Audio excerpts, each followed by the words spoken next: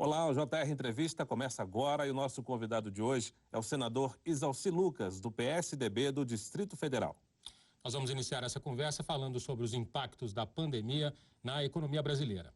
Senador, o senhor faz parte de uma dezena de comissões no Senado, entre elas a de Desenvolvimento Regional e Turismo. Como é que o senhor vê a atual situação dos estados e principalmente no turismo? Olha, talvez o setor que foi mais atingido, né? E, além de ser o primeiro, deverá ser o último a ser retomado, né? Exatamente porque as pessoas deixam para o final, né? Quando já está estabilizado.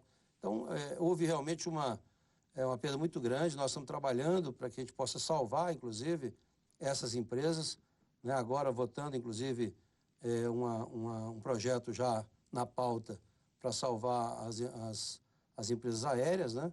Mas não basta salvar as empresas aéreas, tem também todo um sistema, né? E o turismo realmente foi muito afetado. Então, a gente está buscando, né, ampliar os financiamentos, inclusive para as grandes empresas, porque elas acabam dando segurança também para as pequenas, mas é um setor que foi muito afetado e que a gente precisa retomar agora, né? Acho que agora, com o retorno da economia, a gente espera que a gente possa dar mais subsídio, mais financiamento, porque nessa época de crise a solução é crédito, não tem jeito. Senador, o senhor acredita que a resposta do Congresso Nacional, especialmente do Senado, a essa pandemia em relação às necessidades da sociedade, sobretudo daquelas pessoas que mais necessitam, foi imediata, foi pronta essa resposta do Congresso? Sem nenhuma dúvida, o Congresso foi protagonista em todas as ações.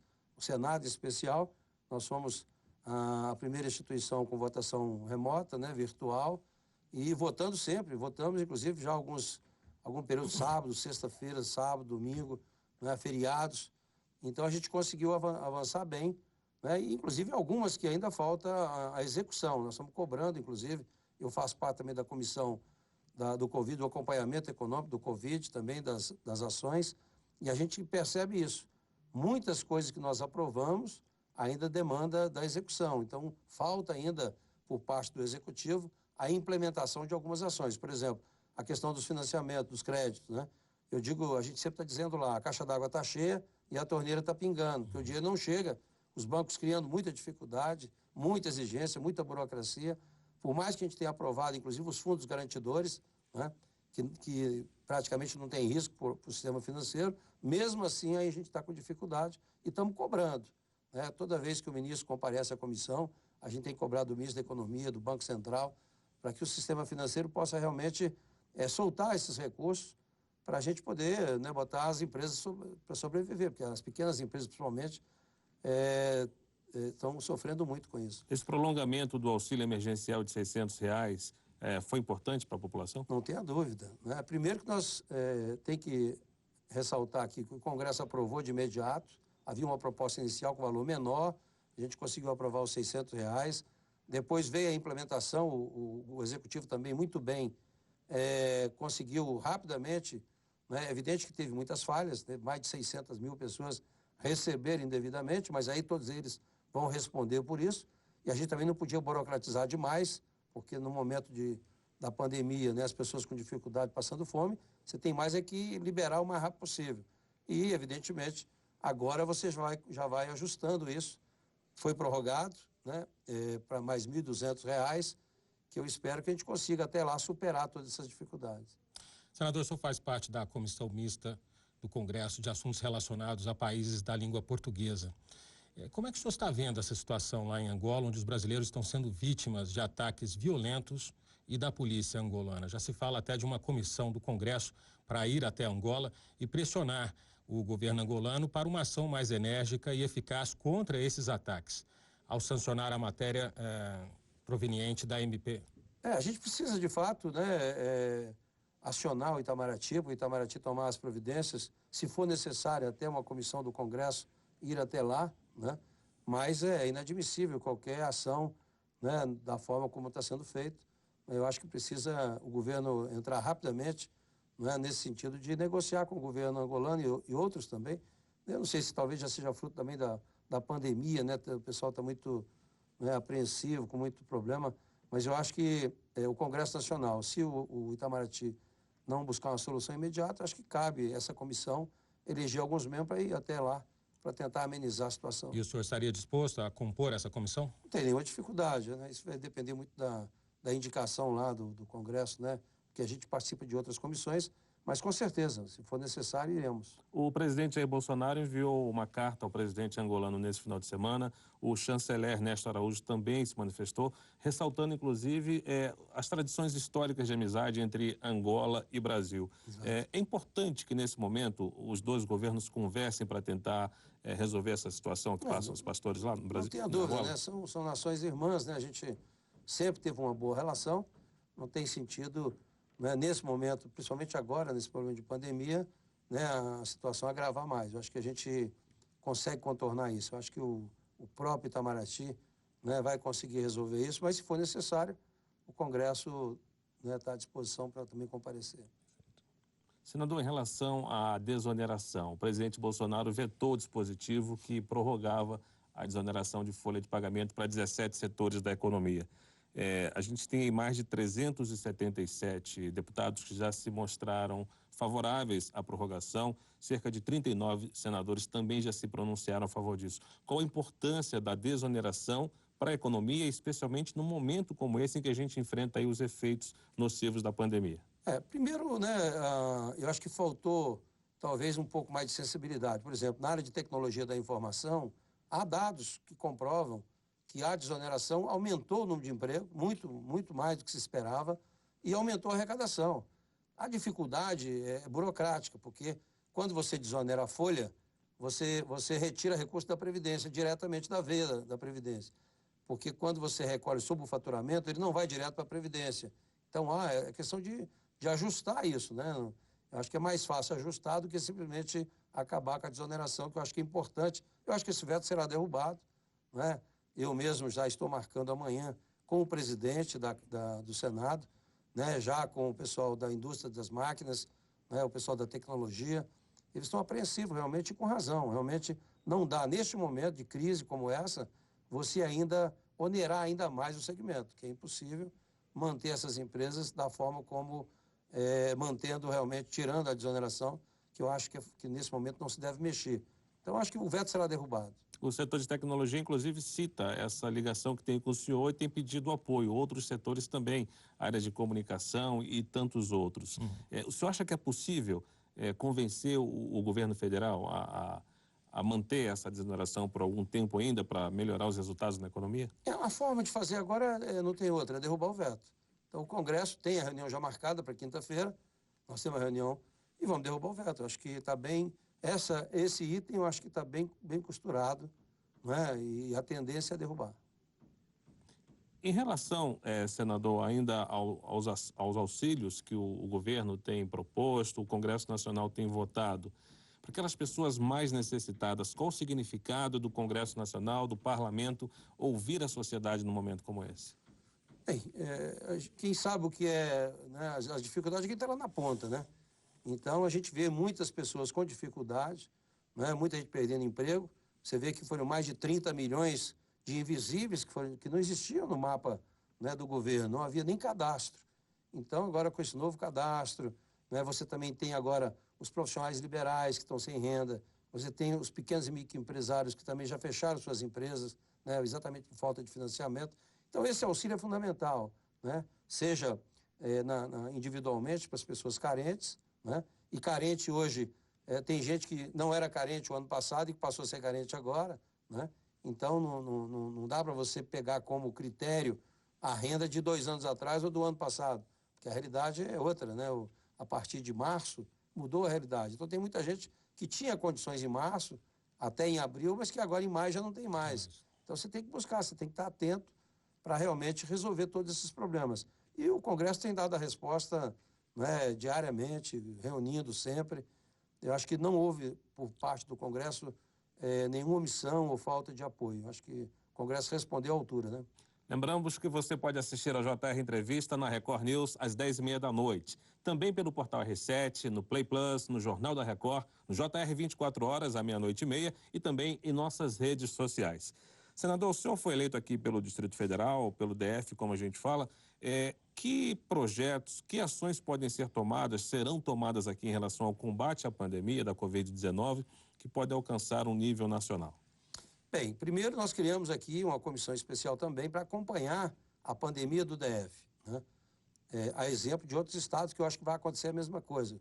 Como a Comissão Nacional ela é pequena, são 6 senadores e 6 deputados, né, e todos agora querem saber o andamento de cada estado, acho que nós vamos ter que criar uma subcomissão de cada estado. Nós já fizemos aqui, já fizemos a segunda reunião, exatamente para acompanhar. Por quê? Nunca se passou tanto recurso para os estados e municípios. Realmente, né, o Congresso, através, né, do Senado e da Câmara, nós aprovamos não só medidas provisórias encaminhadas pelo Executivo, mas muita coisa de iniciativa do próprio Congresso Nacional. Então, é muito recurso, temos que acompanhar para ver se realmente está sendo aplicado corretamente, né? Agora, nós temos que pensar também um pouquinho no pós-Covid, quer dizer, e depois, né, como é que vai fazer? Porque o mundo não vai ser da mesma forma, né? As coisas vão mudar muito. A tecnologia foi antecipada pelo menos 10 anos. Né? Aquilo que nós levamos 10 anos para fazer, todo mundo vai ser obrigado a se ambientar nessa questão da tecnologia. Então, nós lançamos aqui no DF um repensar o DF pós-Covid. O que é isso? É uma política pública, né, para estados e municípios, tomando como referência o Distrito Federal. A ideia depois é replicar no Brasil todo, que é um planejamento estratégico, que é coisa que está faltando há muitos anos no Brasil. É você planejar, né, é você ter realmente um planejamento de médio e longo prazo. E aí nós estamos ouvindo, né, as pessoas, porque realmente quem sabe o que é melhor para a cidade é quem mora na cidade. As pessoas não moram na União, nem moram no Estado, as pessoas moram no município. Então, tudo que você vai discutir, você tem que discutir lá na ponta, né? Então, nós estamos começando a trabalhar isso também. A ideia é entrar agora no GovTech, não tem sentido mais, né? E a gente percebe nas reuniões, né? Essas reuniões virtuais, elas vão continuar, não tem jeito, né? Lógico que tem muita matéria no Congresso que nós vamos ter que debater presencialmente, no olho, né? Porque nem tudo dá para você debater virtualmente, da forma como a gente gosta, mas grande parte, sim. Então, a gente precisa ouvir mais a população, né? A ideia não tem sentido um trabalhador levantar de manhã, pegar ônibus, 2 horas de ônibus para marcar uma consulta no hospital. Se pode fazer pelo aplicativo, se você pode fazer matrícula pelo aplicativo, você pode fazer... Hoje, grande parte do serviço público, você pode fazer via aplicativo. Eu vi, inclusive, uma pesquisa recente, né, que você tem uma economia muito grande. O custo hoje de um atendimento pessoal é quase R$45 cada atendimento. E, em termos de aplicativo, não chega a R$1. Quer dizer, imagine o tanto que a gente pode economizar, né, aplicando a tecnologia no serviço público, né? Você realmente, o médico atendeu o paciente, abriu o computador, tem lá todos os exames, o prontuário, tudo pronto, né? Não tem sentido a gente não usar essas ferramentas que estão disponíveis já há muito tempo. Acho que agora a gente está começando a organizar isso. Como é que o senhor avalia o papel da rádio e da TV na transmissão não só de informações, como também do entretenimento para milhões de pessoas, principalmente nessa época de pandemia? Olha, vai mudar completamente também, já está mudando, né? Você está vendo essa polêmica agora do futebol, né? E que eu acho que é correto, né? Acho que não dá para você proibir, né, outros meios de comunicação de transmitir as partidas de futebol que todo mundo gosta, né?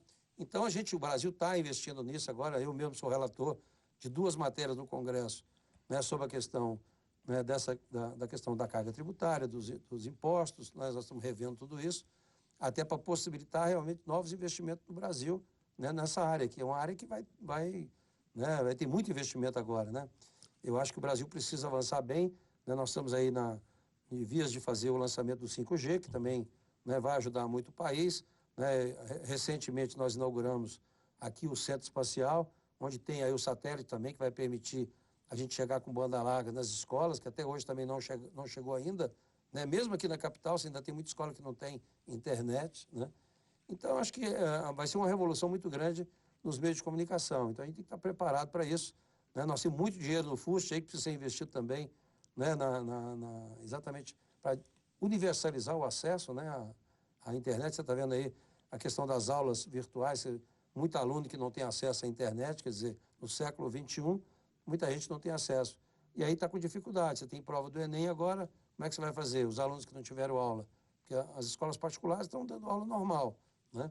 Porque os alunos têm acesso à internet, têm equipamentos. Na rede pública, não. 70% dos nossos jovens no Brasil não têm ainda acesso à banda larga. E como fazer com que esses alunos tenham acesso a internet gratuita. Lembrando que o senhor vem exatamente da área de educação, o senhor trabalha com tecnologia. Sim. Em cima da pergunta do Herbert, o que pode ser feito para que esses alunos da rede pública tenham acesso também a essas tecnologias? Pois é, primeiro isso, né? Nós temos hoje mais de 30 bilhões no fundo do FUST, que era o Fundo de Universalização das Telecomunicações, que em princípio era para aqueles orelhões, né? Para universalizar o orelhão. Como não tem mais orelhão, não tem nem sentido, a gente deveria destinar esses recursos para isso. Nós estamos com 2 projetos, já um para votar agora, que é para subsidiar os alunos realmente, para dar a banda larga para eles gratuitamente, né? Pelo menos nesse período agora de pandemia. Mas o correto mesmo é você aplicar todo o 5G, todo o resultado do 5G em infraestrutura, né? Exatamente para que todos os estados e municípios possam ter banda larga, aproveitar também o satélite. Hoje nós temos um satélite, né, novo aí, que o Brasil pode oferecer banda larga para todos, né? Então, a gente tem que aproveitar essa estrutura, porque não tem outro jeito, né? A gente só vai para frente com educação de qualidade. E não tem educação de qualidade sem banda larga. O senhor fala muito em revolução na educação. Por onde essa revolução passa para que ela aconteça no Brasil? Eu vejo assim, a gente perdeu muito o foco, né, no cidadão. E essa política pública que nós estamos fazendo é exatamente um foco no cidadão. A gente perde muito tempo com a burocracia, com a União, com o Estado, e quem está lá na ponta mesmo. A educação, você tem que pensar no aluno, né? E ele é o último a ser chamado para discutir qualquer coisa. Então, a gente, às vezes, né, fica discutindo, por exemplo, a gente estava discutindo saneamento recentemente, aprovamos a lei de saneamento. 104 milhões de brasileiros que não têm saneamento, 35 milhões que não têm água. Aí você faz uma campanha agora do Corona para lavar as mãos, 35 milhões sequer têm água tratada. Então, aí você debate tudo isso e você não chama essas pessoas que são as que precisam, né, ter voz. Então, a gente perde um pouco de foco. Eu acho que a gente tem que fortalecer o município, né? Então, educação, por exemplo. Qual é o objetivo da educação? É fazer com que o seu filho, né, a criança tenha a saúde, que tenha uma boa educação, que ele possa depois ter uma boa profissão, que ele possa criar seu próprio negócio. Então, você tem que dar condições para isso, né? Então, o foco é o aluno. Você não pode colocar como foco a burocracia, ou o Ministério da Educação, ou o Conselho, ou os professores, não. O foco é o aluno. Então, por exemplo, merenda escolar. Ora, você tem que fortalecer a merenda escolar na escola, com a agricultura familiar, dando uma boa alimentação, e não esses enlatados. Os caras querem fornecer merenda escolar. Antigamente comprava em Brasília, né? Centralizava aqui, que era um absurdo. Comprava mais barato, mas na hora de entregar ficava muito mais caro. Né? E agora não. Eles querem industrializar e vender, botar produtos industrializados. Se você tem toda a região, hoje o Brasil tem muita área agrícola, você tem que fortalecer a agricultura familiar, uma alimentação mais saudável, né? Dar reforço escolar, né? Por exemplo, nós temos hoje o FIES e o ProUni. Nós devemos ter aí 15 bilhões de dívidas, porque os meninos estão se formando e não conseguem emprego. Né? Uma formação muito ruim, né? Então, e estão devendo. Quer dizer, o menino já está devendo antes de começar qualquer coisa. Eu mesmo, quando fui secretário em Brasília, a gente dava uma bolsa e dava uma contrapartida de 20 horas, o aluno dava uma contrapartida de 20 horas, dando reforço escolar.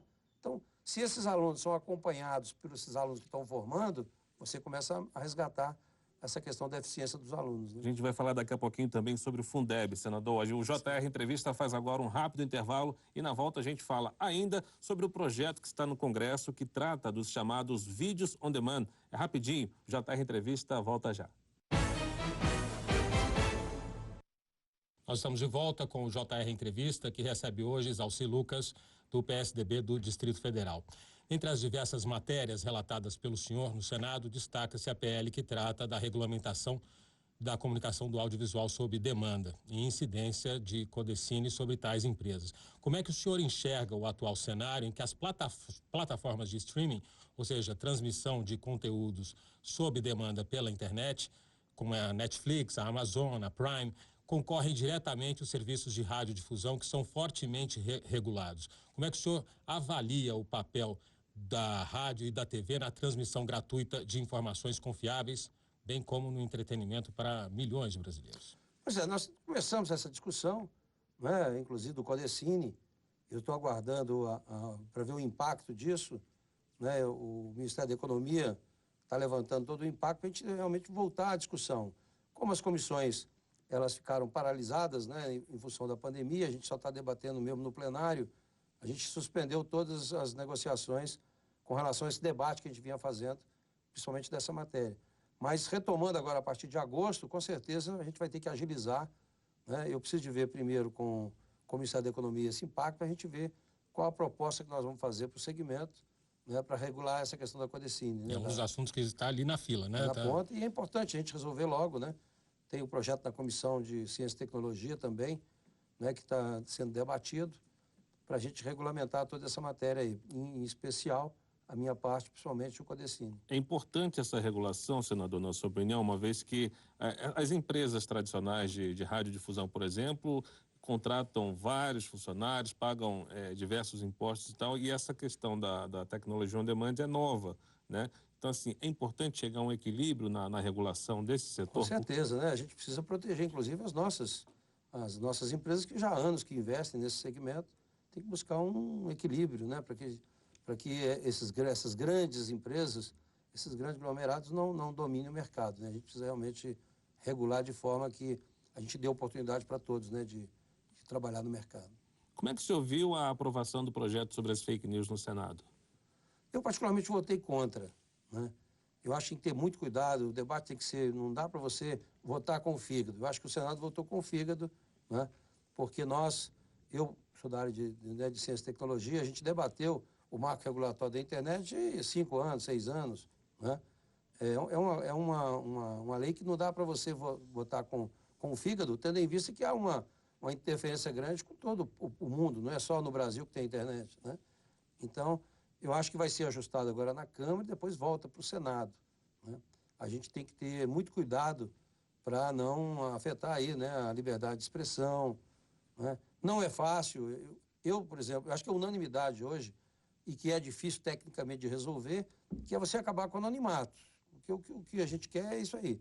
Nós queremos saber, você pode publicar o que você quiser, pode mandar replicar o que você quiser, mas a gente tem que ter condição de identificar quem fez a publicação e quem replicou. Porque se eventualmente tiver que condenar alguém, a justiça não será o provedor, porque nesse projeto, inclusive, tem um determinado item que o provedor é que vai dizer se vai publicar ou se não vai. Quer dizer, virou censura.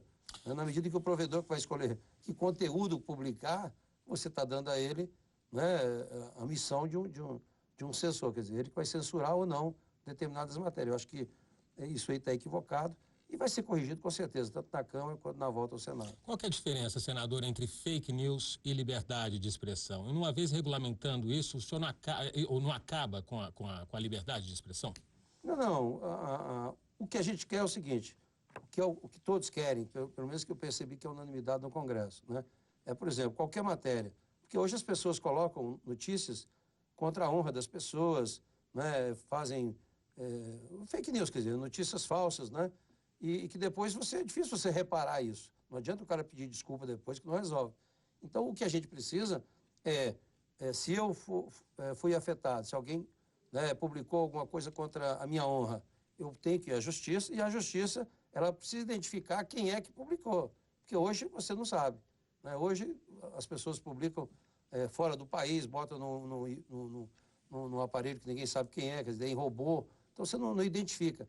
O que nós queremos na lei, que não vai ser fácil, é isso, é que a Justiça tenha a condição de identificar quem promoveu essa publicação, para que a Justiça possa condenar a pessoa, né? Porque hoje é impossível. Nós temos tecnologia para isso? Pois é, essa é a dificuldade, né?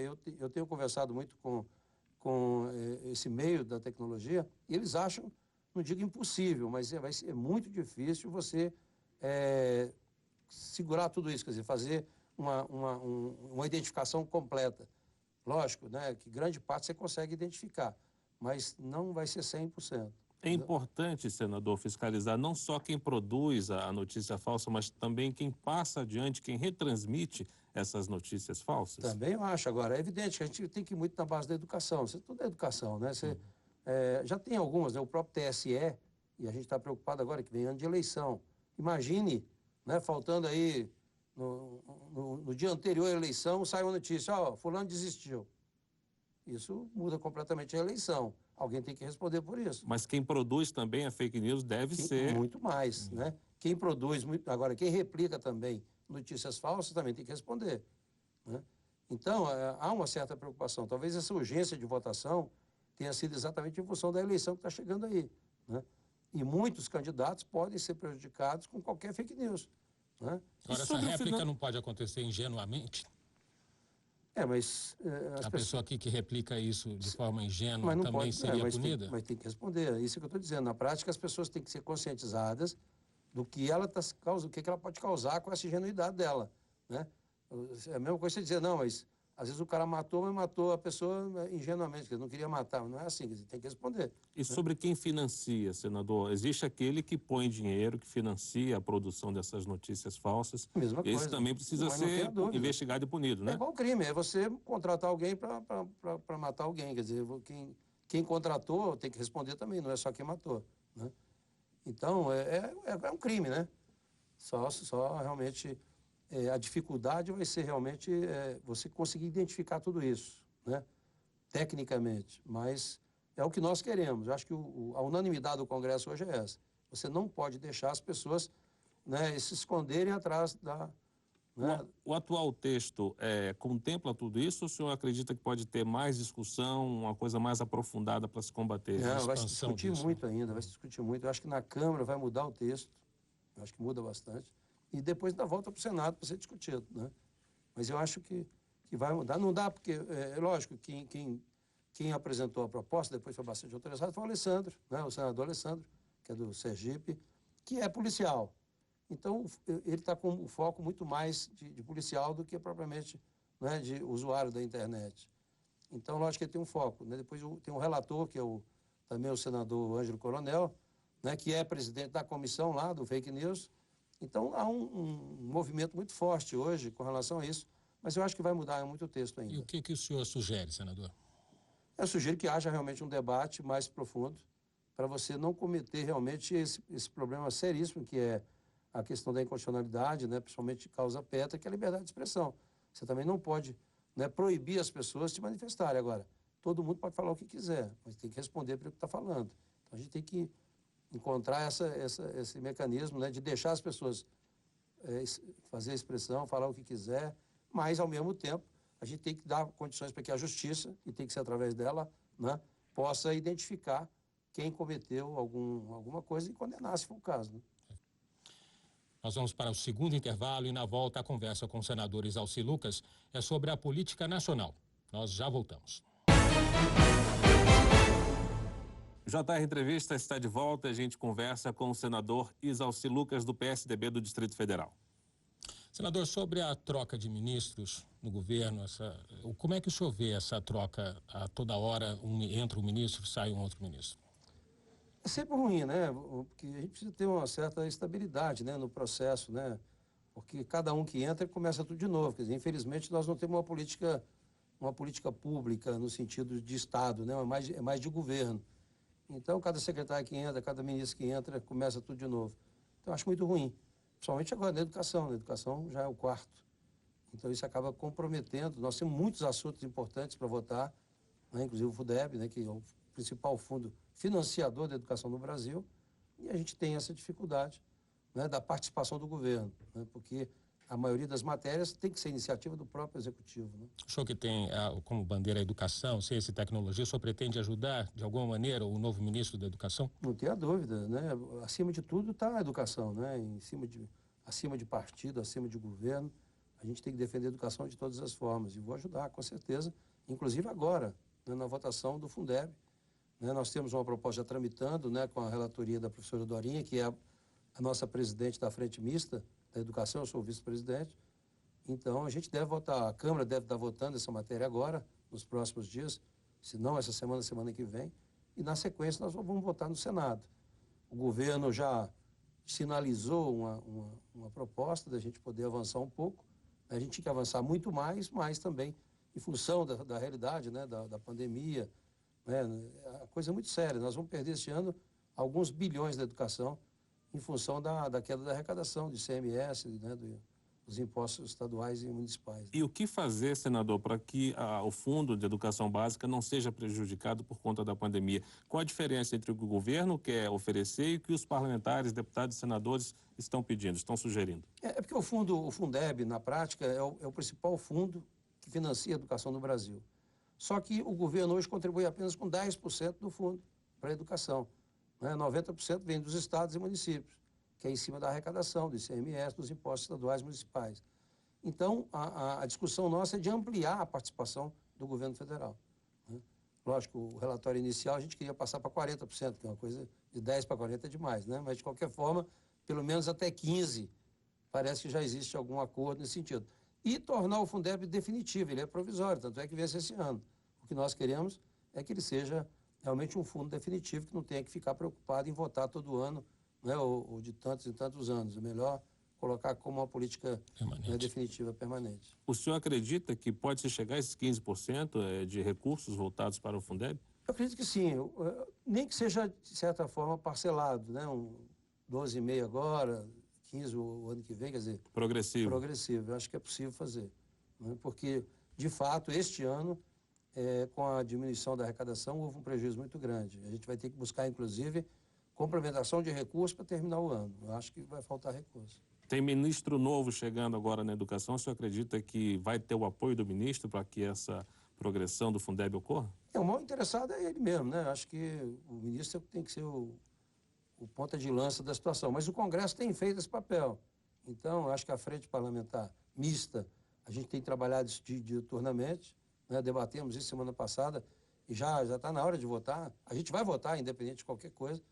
Mas eu acho que agora, com o novo ministro, né, a gente tem outros assuntos, tem muitos assuntos da educação para a gente resolver. Tem a questão do Enem aí. O Enem também, adiado. Foi prorrogado, foi adiado.